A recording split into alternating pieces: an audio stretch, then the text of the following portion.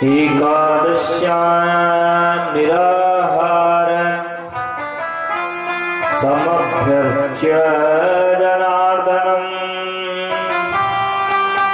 स्नातं नन्दस्तु कालिन्द्या द्वादश्यां जलमाविशा।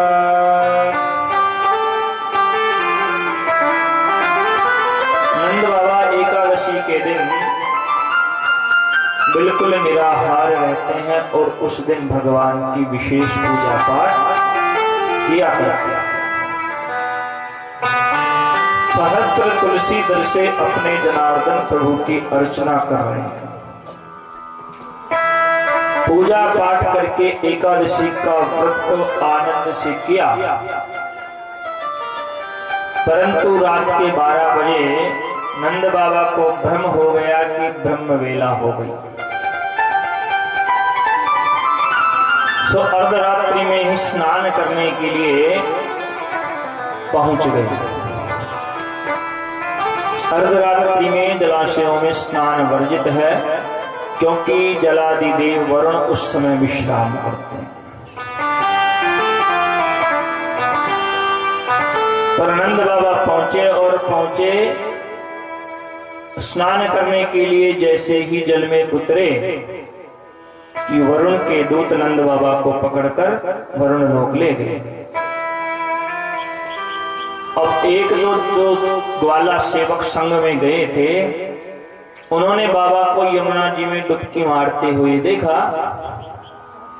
पर जब बड़ी देर तक बाहर नहीं निकले तो बेचारे दौड़े दौड़े घर आए और कहा, रे कन्हैया तेरे बाबा यमुना जी में डूब गए। सुनते ही भगवान दौड़े और यमुना जी में मार डुबकी। जब भगवान यमुना जी के रास्ते वरुण लोक पहुंचे तो देखा कि वहां नंद बाबा बंधे पड़े थे और वरुण सिंहासन पर बैठे थे। जो वरुण ने प्रभु का दर्शन किया कि तुरंत खड़े होकर स्वागत किया। अद्य मे निभृतो देहो ये वार्थोऽधिगत प्रभो त्वत्पाद भाजो भगवन् अवापो पारमध्वना। महाराज, हम देहधारियों का जीवन धन्य हो गया जो आपके पाद पद्म इस लोक में पधारे। कहिए प्रभु, अचानक कैसे आना हुआ? भगवान बोले, वाह, हमारी महिमा गा रहे हो और हमारे पिताजी को ही बांधकर घर में पटक रखा है। जो सुना कि नंद बाबा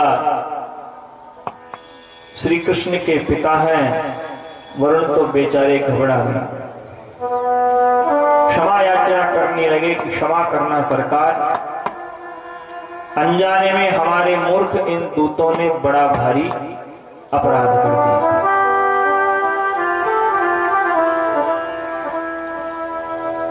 तो भक्ति पथ पर चलने वाले वैष्णवों के लिए एकादशी का व्रत बहुत महत्वपूर्ण माना गया है।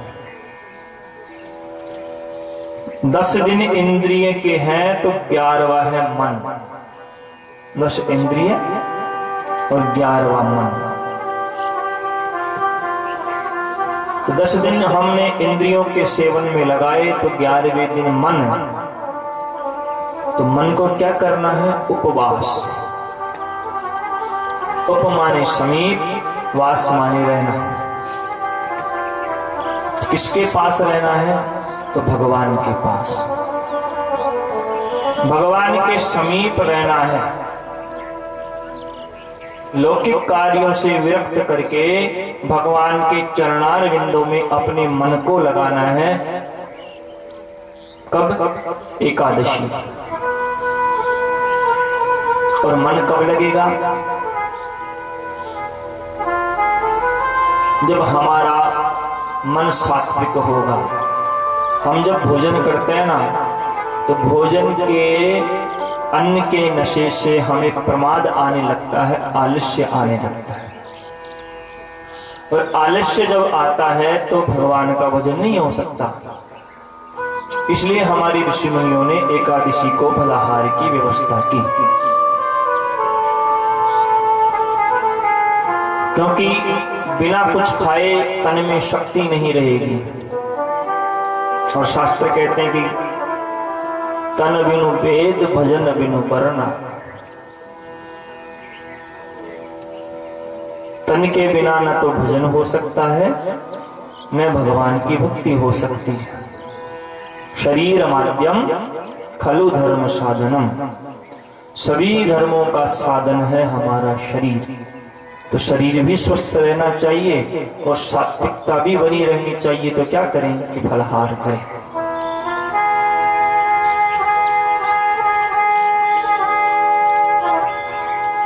भगवान का एकादशी को ध्यान करें। अब ध्यान कैसे करें? तो सांख्य शास्त्र बड़ा सुंदर कहता है। कपिल मुनि कहते हैं ना सांख्य शास्त्र में क्या,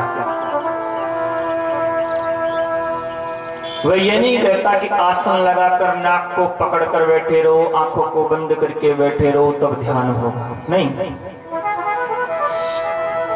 बड़ा सुंदर परिभाषा दी गई है कि रागो परतिर ध्यानम, राग और द्वेष से रहित हमारी स्थिति हो जाए वो ही ध्यान है। भैया जब हम कथा में बैठे थे बड़ा आनंद आ रहा था, और जैसे ही कथा से उठे काम में लगे, सांसारिक व्यवहारिक कार्यों में फंसे और फिर वही अशांति। ये कैसा ध्यान हुआ भाई? अरे ध्यान करें तो ऐसा करें कि हर क्षण शांति हो। तो अशांति क्यों होती है? राग और द्वेष से। किसी के प्रति अत्यधिक प्रेम है और उस प्रेम में अगर हम उसको दुखी देखते हैं तो हमें कष्ट होता है, और किसी से द्वेष है उसको हम सुखी देखते हैं तो हमें कष्ट होता है। हमारा मन वहीं चिपकता है जहां राग होता है, मन वहां भी चिपकता है जहां द्वेष होता है। दोनों को याद करता है। एक जगह मन पॉजिटिविटी से चिपकता है, एक जगह मन हमारा नेगेटिविटी की वजह से चिपकता है।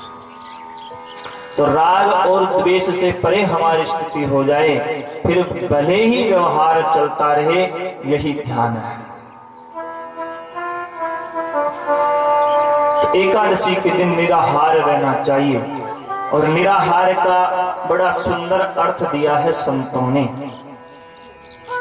एक तो अर्थ है कि कुछ निराहार, कुछ आहार ग्रहण नहीं करें, भूखे रहें। और एक अर्थ यह भी है कि इंद्रियों का जो आहार है, क्या है इंद्रियों का आहार? विषय। तो विषयों को इंद्रियों से दूर करें और भगवान में लगावें, वही निराहार है।